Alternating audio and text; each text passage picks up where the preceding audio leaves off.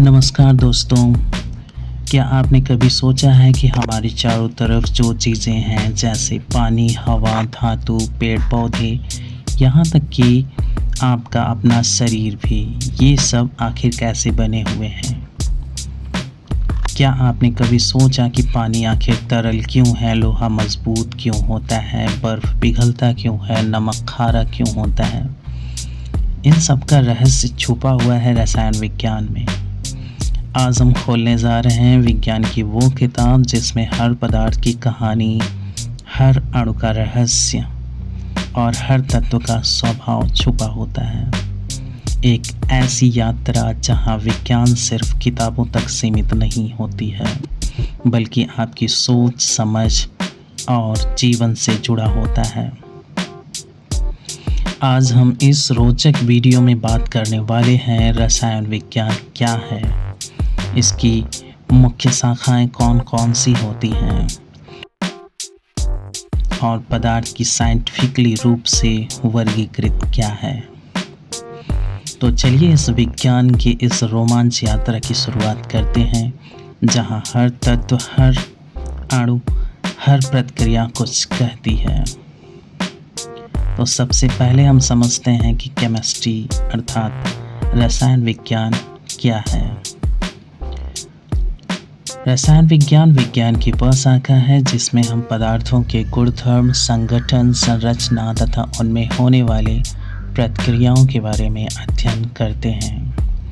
अर्थात हम यह समझते हैं कि हमारे चारों तरफ जो भी चीज़ें हैं वो कैसे बनी हुई हैं, उनकी संरचना क्या है, उनमें कौन कौन से तत्व और यौगिक होते हैं, उनकी आंतरिक संगठन कैसा होता है और वो जब आपस में मिलते हैं तो उनमें क्या प्रक्रिया होती है, कौन कौन से परिवर्तन होते हैं। उदाहरण के लिए जैसे दूध, दही बनता है, लोहे में जंग लगता है, मोमबत्ती जलती है, ये सभी कहीं न कहीं रसायन विज्ञान में रासायनिक परिवर्तन के अंतर्गत आते हैं।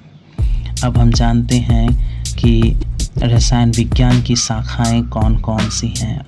तो आइए कुछ प्रमुख शाखाओं के बारे में जानते हैं। नंबर फर्स्ट है इनऑर्गेनिक केमिस्ट्री, अकार्बनिक रसायन। इसमें धातु, लवण, अम्ल, क्षार, ये सभी चीज़ें हम पढ़ते हैं।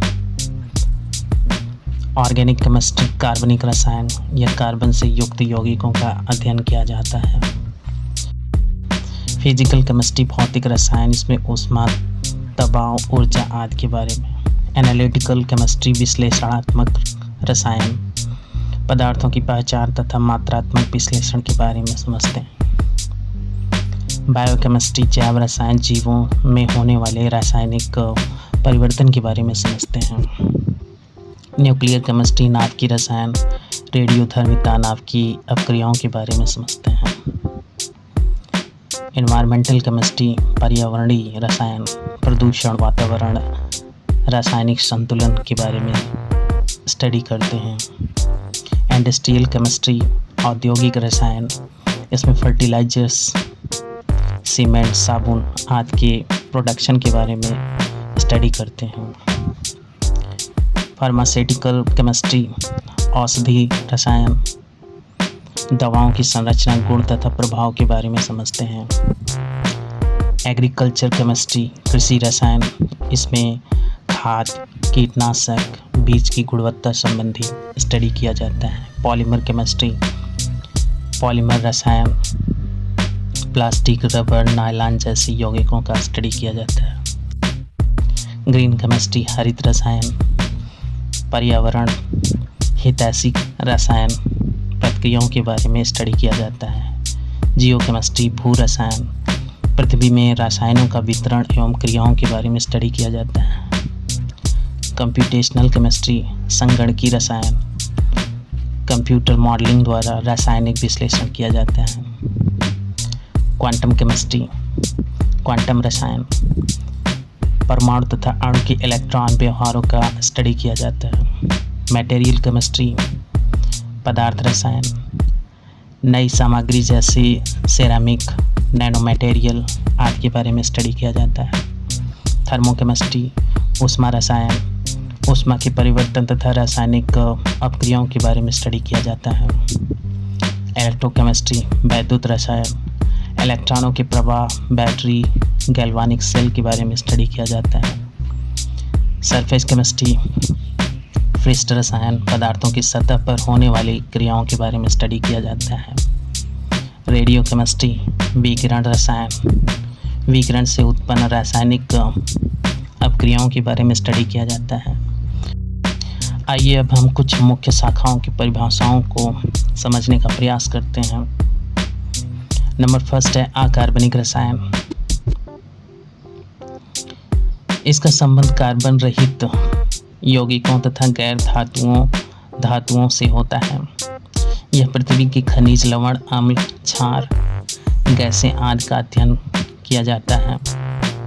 अर्थात अकार्बनिक रसायन विज्ञान की वह शाखा होती है जिसमें हम कार्बन तथा कार्बन से युक्त यौगिकों के अध्ययन को छोड़ करके अन्य सभी यौगिकों का अध्ययन करते हैं। अकार्बनिक रसायन कहलाता है। उदाहरण के लिए सोडियम क्लोराइड, सल्फ्यूरिक अम्ल, अमोनिया आदि। नेक्स्ट है कार्बनिक रसायन, ऑर्गेनिक केमिस्ट्री। इसमें कार्बन तथा कार्बन से संबंधित यौगिकों का अध्ययन किया जाता है। जीवन के आवश्यक यौगिक जैसे प्रोटीन, विटामिन, शर्करा, वसा आदि इसी के अंतर्गत हम लोग स्टडी करते हैं। यह एक विस्तृत शाखा है क्योंकि कार्बन अणु लाखों प्रकार से जुड़ सकते हैं। Example for methane, ethane, propane, butane, ethanol, glucose आदि सभी ऑर्गेनिक यौगिक होते हैं। नेक्स्ट है भौतिक रसायन, फिजिकल केमिस्ट्री। इसमें हम रासायनिक अपक्रियाओं के पीछे छिपे ऊर्जा परिवर्तन, गति, तापमान, दाब, मात्रा आदि की गणितीय और भौतिकी दृष्टि से समझते हैं। यह शाखा वैज्ञानिकों को किसी भी रासायनिक प्रक्रिया को गहराई में जाने में हेल्प करता है। एग्जाम्पल जैसे रासायनिक संतुलन, केमिकल इक्विलिब्रियम, तापीय रसायन, थर्मोकेमिस्ट्री, गति विज्ञान, काइनेटिक्स आदि। तो आइए हम पदार्थ के बारे में समझते हैं। पदार्थ होता क्या है?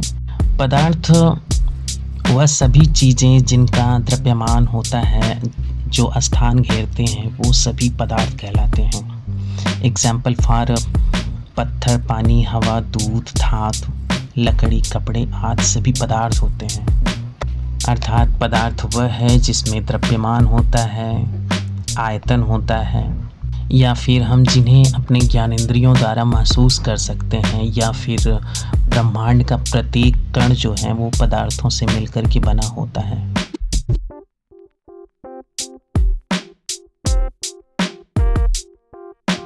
आइए अब हम समझते हैं पदार्थ किन किन अवस्थाओं में हमारे सामने मौजूद है। तो पदार्थ की अवस्थाओं के बारे में हम समझ लेते हैं। नंबर फर्स्ट है ठोस अवस्था।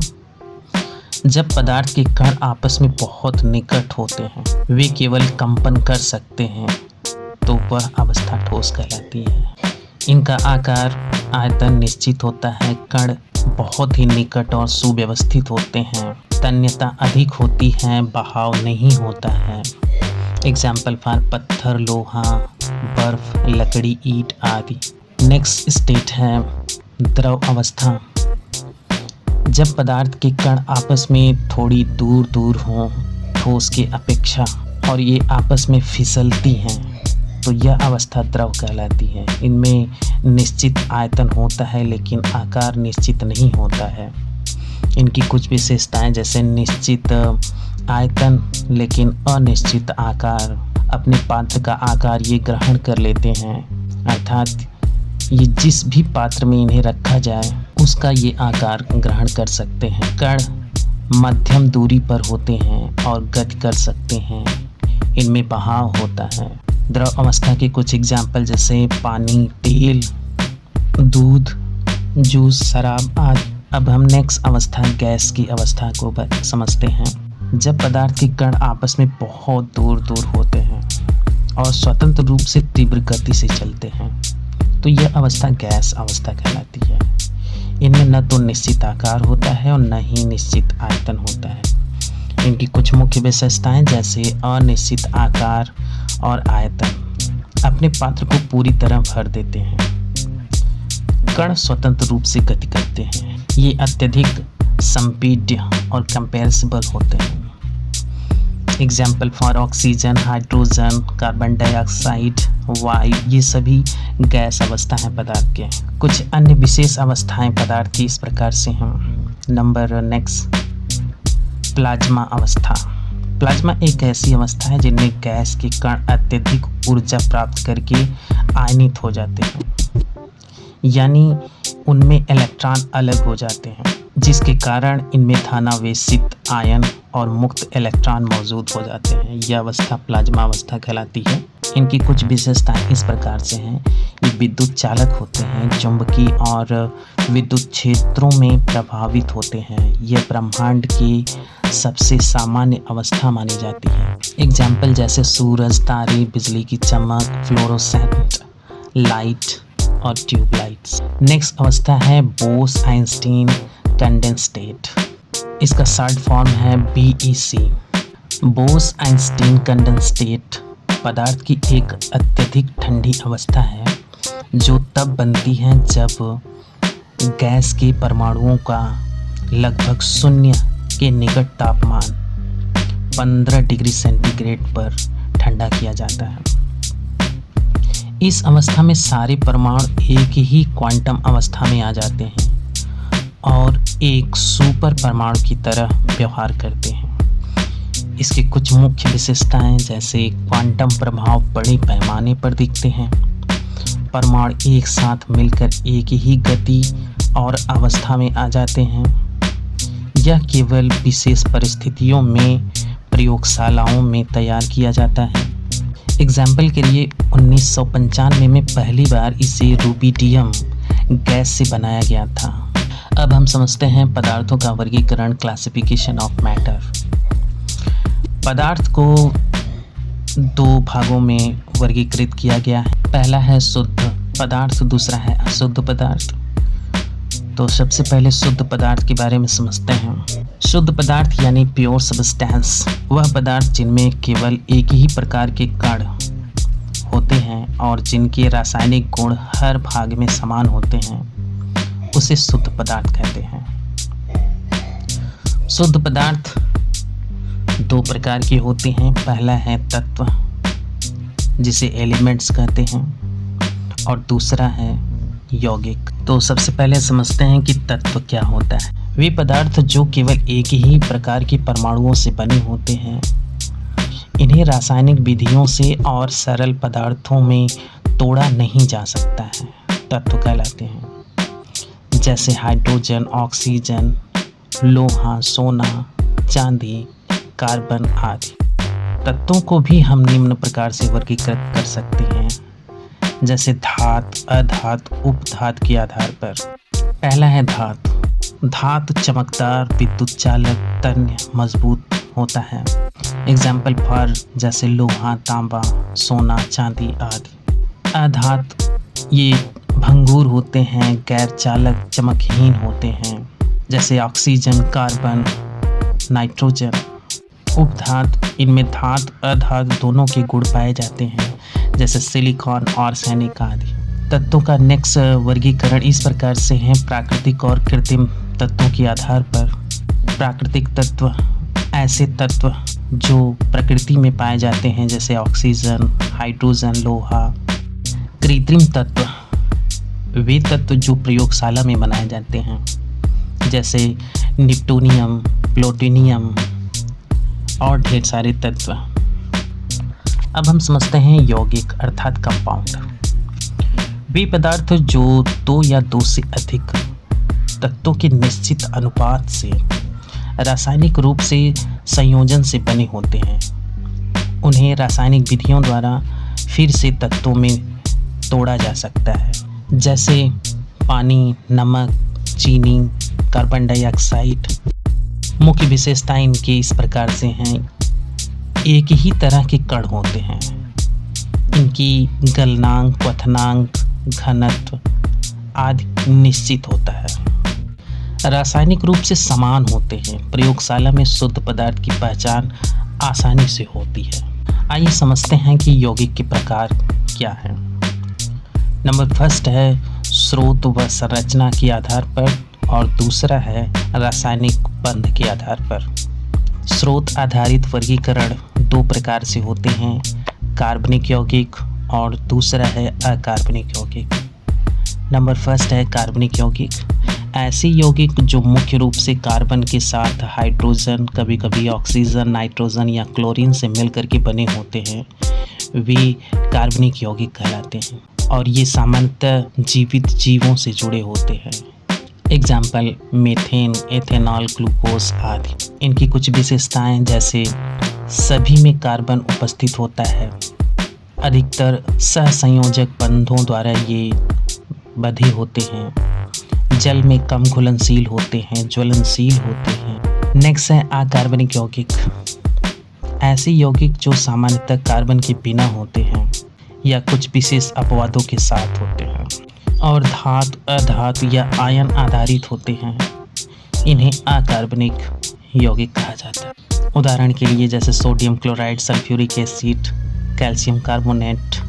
इनकी विशेषताएं कुछ इस प्रकार से हैं। जल में अत्यधिक घुलनशील होते हैं, आयनिक या सहसंयोजक बंध हो सकते हैं, जीवों से संबंधित नहीं होते हैं, अधिक कठोर और उच्च गलनांक वाले होते हैं।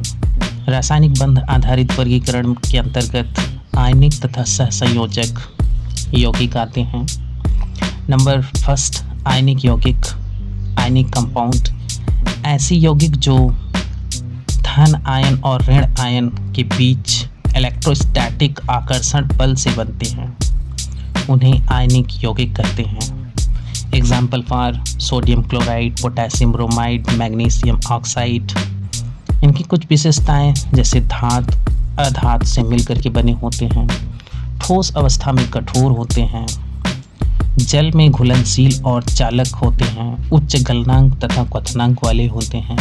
अब समझते हैं सहसंयोजक यौगिक, कोवैलेंट कंपाउंड्स। ऐसे यौगिक जिनमें तत्व इलेक्ट्रॉन की साझेदारी से आपस में जुड़ते हैं, उन्हें सहसंयोजक यौगिक कहते हैं। एग्जाम्पल फॉर जैसे पानी, कार्बन डाइऑक्साइड, मीथेन, अमोनिया आदि। आइए अब हम समझते हैं अणु अर्थात मॉलिक्यूल्स के बारे में।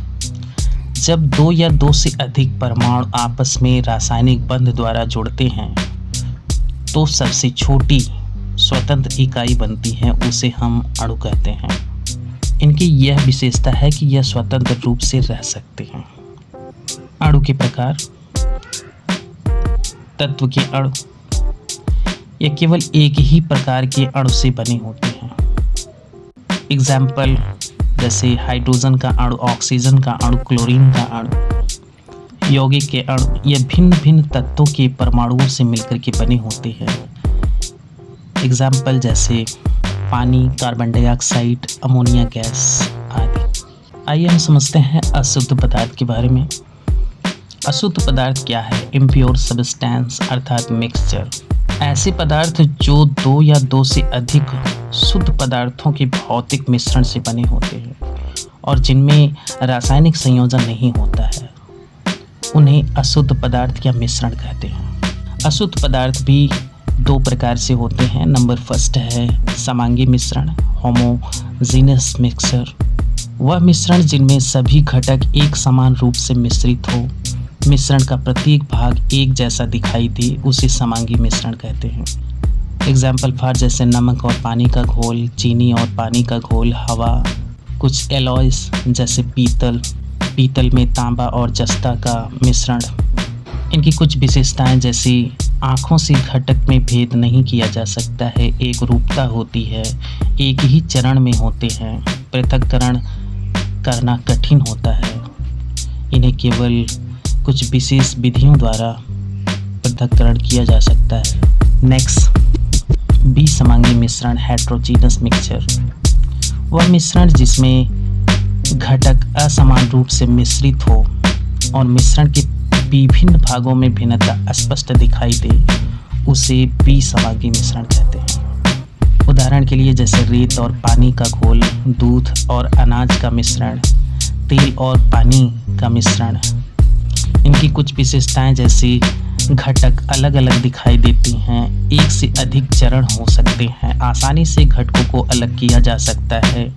हर भाग में समान गुण नहीं होते हैं। अशुद्ध पदार्थ में मौजूद हर घटक खुद में शुद्ध हो सकता है, बस उनका आपसी बंधन न होना उन्हें मिश्रण बनाता है। तो दोस्तों, यहीं पर यह वीडियो समाप्त करते हैं। मिलते हैं नेक्स्ट वीडियो में किसी अन्य टॉपिक पर।